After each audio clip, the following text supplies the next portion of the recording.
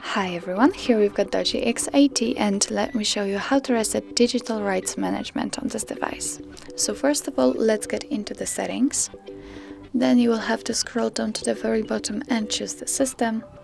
And here we've got reset options, so tap on it. And on the very first position we've got DRM reset. Let's tap on it. Tap on it again, and now your device is telling you that this operation will delete all the licenses on this device. If you want to continue, simply tap on OK, and as you can see, all of them have been deleted successfully. So that's all. This is how to reset DRM in your DOOGEE X80. Thank you so much for watching. I hope that this video was helpful, and if it was, please hit the subscribe button and leave the thumbs up.